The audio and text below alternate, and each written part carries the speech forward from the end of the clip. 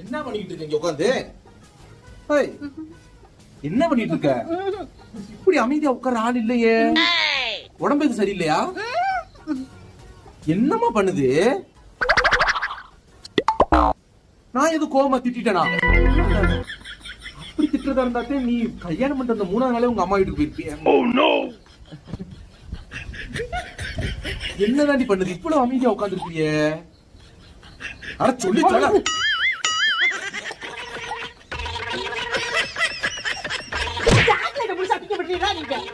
உங்களுக்கு பாத்துக்கிட்ட ஒளி பரவாயில்ல சுகர் வந்தது போது ஒரு முட்டாய் முழுக்க திங்க முடியல மனுஷனா.